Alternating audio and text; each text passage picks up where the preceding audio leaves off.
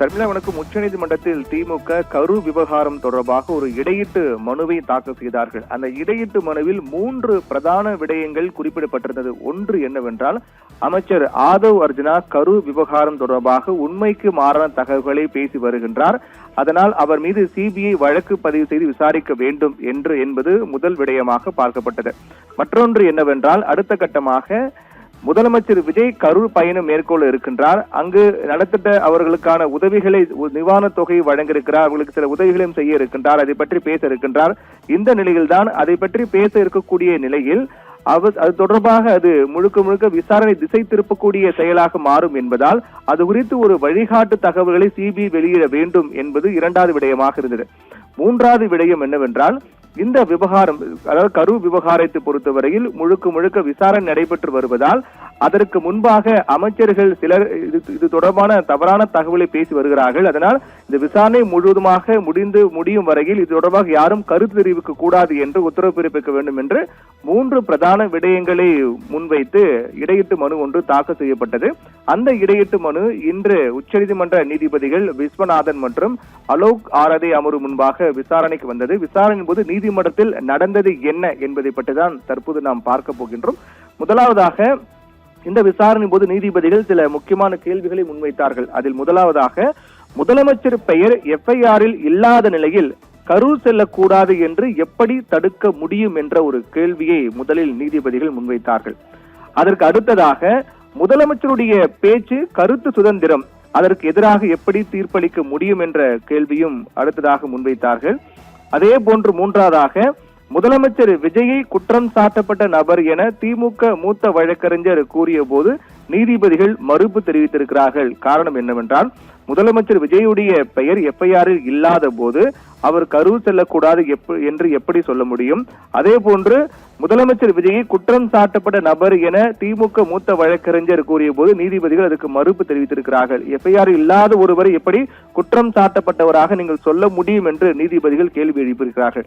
நான்காவதாக, முதலமைச்சருடைய பேச்சை ஒழுங்குபடுத்த உச்சநீதிமன்றம் உத்தரவிட வேண்டும் என கூறுகிறீர்களா என கேள்வி அவர்கள் முன்வைத்திருக்கிறார்கள். நீங்கள் முதலமைச்சர் அங்கு செல்ல இருக்கின்றார், அங்கு அவர் தொடர்பாக பேச இருக்கின்றார், இது அனைத்தும் நடக்க இருக்கும் நிலையில்தான் முதலமைச்சருடைய பேச்சு ஒழுங்குபடுத்த வேண்டும் என்று உச்சநீதிமன்றம் உத்தரவிட வேண்டும், நாங்கள் உத்தரவிட வேண்டும் என நீங்கள் எதிர்பார்க்கிறீர்களா என்ற ஒரு கேள்வியும் நீதிபதிகள் முன்வைத்திருக்கிறார்கள். அடுத்ததாக, உச்சநீதிமன்றத்தில் அரசியல் செய்ய வேண்டாம், உங்கள் அரசியல் சண்டையை வெளியே வைத்துக் கொள்ளுங்கள் என்று நீதிபதிகள் காட்டமான கருத்தை முன்வைத்திருக்கிறார்கள். உச்சநீதிமன்றம் என்பது அரசியல் மேடை கிடையாது, உங்களுடைய அரசியல் சண்டையை வெளியில் வைத்துக் கொள்ளுங்கள், உச்சநீதிமன்றத்துக்கு உள்ளே கொண்டு வர வேண்டாம் என்ற ஒரு கருத்தையும் நீதிபதிகள் முன்வைத்திருக்கிறார்கள். அடுத்து, தற்போது என்ன செய்ய வேண்டும் என கூறுகிறீர்கள் என திமுக தரப்புக்கு நீதிபதி கேள்வி எழுப்பியிருக்கிறார். என்ன சொல்ல வரீங்க என்ற கேள்விதான் அவர்கள் எழுப்பியிருக்கிறார்கள். என்ன நீதிமன்றம் மூலமாக நீங்கள் எதிர்பார்ப்பது என்ன? ஆவணங்களை சரியாக படித்துவிட்டு நீங்கள் அதற்கு பிறகு நிவாரணம் பெற முயற்சியுங்கள் என்று நீதிபதி கூறியிருக்கிறார்கள். தற்போது என்ன செய்ய வேண்டும் என கூறுகிறீர்கள் என திமுக தரப்புக்கு நீதிபதிகள் கேள்வி எழுப்பினார்கள். அதற்கு பிறகு வழக்கை ஏன் தள்ளுபடி செய்யக்கூடாது என்று உச்சநீதிமன்றம் கேள்வி எழுப்பியதை அடுத்து மனுவை வாபஸ் பெற திமுக தரப்பு கோரிக்கை வைத்தது. அந்த கோரிக்கை ஏற்றுக்கொண்ட நீதிபதிகள் மனுவை வாபஸ் பெற அனுமதி கொடுத்ததை அடுத்து திமுக அந்த மனுவை வாபஸ் பெற்றார்கள். அதாவது, ஆதவ் அர்ஜுனா குறித்து அஜய் ரஸ்தோகி விசாரணை குழுவிடம் புகார் அளிக்க திமுகவுக்கு அறிவுறுத்தப்பட்டிருக்கிறது. ஒருவேளை நீங்கள் கூறியது போலவே அமைச்சர் ஆதவ் அர்ஜுனா உண்மைக்கு மாறான தகவலை கரூர் விவகாரம் தொடர்பாக பொதுவெளியில் பேசி வருகிறார் என்றால், நீங்கள் உடனடியாக அஜய் ரஸ்தோகி விசாரணை குழுவிடம் புகார் அளியுங்கள் என்று திமுகவுக்கு நீதிபதிகள் அறிவுறுத்தியிருக்கிறார்கள். அதே போன்று முதலமைச்சர் விஜய் வருகின்ற 10ஆம் தேதி என்று கரூர் செல்வதில் எந்த சிக்கலும் இல்லை என்பது இந்த நீதிபதியினுடைய கேள்விகள், அவர்களுடைய அறிவுறுத்தல் மூலமாகவும் திமுக இந்த மனுவை வாபஸ் பெற்றிருப்பதன் மூலமாக உறுதியாகின்றது. திட்டமிட்டபடி முதலமைச்சர் விஜய் வருகின்ற 10ஆம் தேதி, அதாவது 10ஆம் தேதி என்றால் வெள்ளிக்கிழமை, வருகின்ற வெள்ளிக்கிழமை என்று கரூர் செல்வதில் இதன் மூலமாக எந்தவித தடையும் சிக்கலும் பாதிப்பும் இல்லை என்பது உறுதியாக இருக்கிறது. அதற்கு பிறகு மனுவை சரியாக தயாரித்து தேவையான நிவாரணம் பெற்றுக் கொள்ளுங்கள் என திமுக தரப்புக்கு உச்சநீதிமன்ற நீதிபதிகள் அறிவுரை வழங்கியிருக்கிறார்கள். ஏற்கனவே தொடர்பாக மூல வழக்கு மெயின் வழக்கு என்பது விசாரணை நடைபெற்று வருகின்ற நிலையில் உச்சநீதிமன்றத்தினுடைய நேரடி கண்காணிப்பின் கீழ் ஓய்வு பெற்ற நீதிபதி தலைமையிலான குழு இது நேரடி கண்காணிப்பின் கீழ் சிபிஐ விசாரித்து வருகிறார்கள்.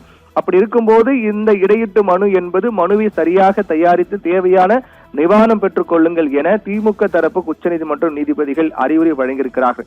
ஆனால் சரி, இதுக்கு பிறகாக நீதிபதிகள் திமுக தரப்பு இது குறித்து பேசும்போது அவர்கள் நீதிமன்ற அவமதிப்பு வேண்டுமானால் தாக்கல் செய்யலாம் என்று கூறியதாக திமுக தரப்பில் கூறப்படுகிறது.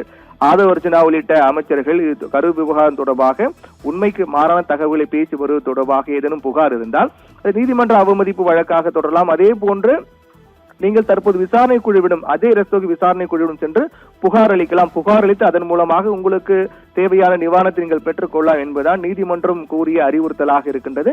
இதன் மூலமாக மிகவும் எதிர்பார்க்கப்பட்ட ஒரு வழக்காக வருகின்ற வெள்ளிக்கிழமை என்று திட்டமிட்டபடி முதலமைச்சர் விஜய் கரூர் செல்வாரா அல்லது அதற்கு சிக்கல் ஏற்படுமா? அதே போன்று அமைச்சர்கள் சிலர் இந்த கரூர் விவகாரம் தொடர்பாக உண்மைக்கு மாறான தகவலை பேசி வருவதாக குற்றம் சாட்டக்கூடிய திமுக அதற்கான ஒரு தடையை பெறுமா என்றெல்லாம் பெரிய எதிர்பார்ப்பு ஏற்படுத்தியது. மாறாக பல்வேறு கேள்விகளையும் நீதிபதிகள் முன்வைத்து சில அறிவுறுத்தல்களையும் வழங்கி இறுதியாக மனுவை வாபஸ் பெற உத்தரவிட்டதன் அடிப்படையில் தான் திமுக இந்த மனுவை வாபஸ் பெற்றிருக்கின்றது. ஷர்மிளா.